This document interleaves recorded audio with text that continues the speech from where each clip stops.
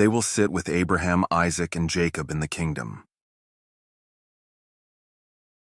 The religious world thinks that the phrase, "they will sit down with Abraham, Isaac, and Jacob in the kingdom," is something awesome and amazing, but it isn't, and we'll explain why.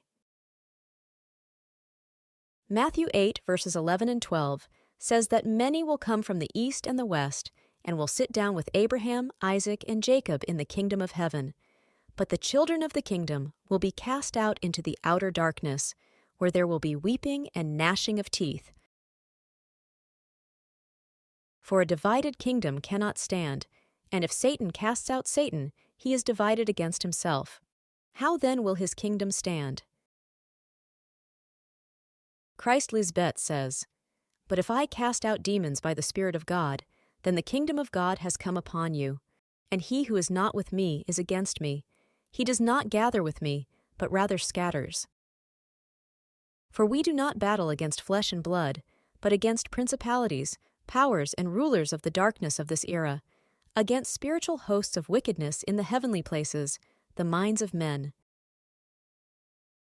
Therefore, today in the latter days, Satan, man's adversary who deceives the entire world, has been cast down to earth with his angels, by the word that comes out of God's mouth, Christ Lisbeth.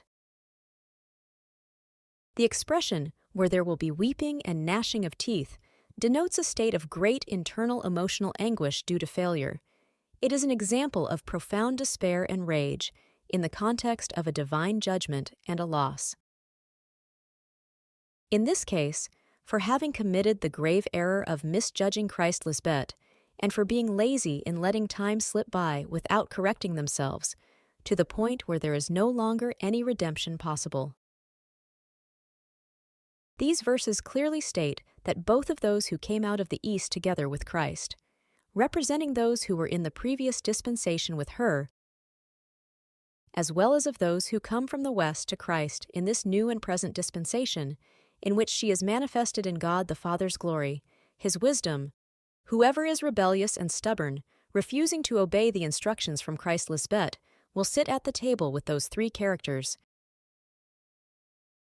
Abraham, Isaac, and Jacob represent the three incredulous generations who chose to be expelled from the kingdom of heaven, and who are responsible for the suffering and death of so many people throughout history until now, at the hands of the adversary, Satan, the devil.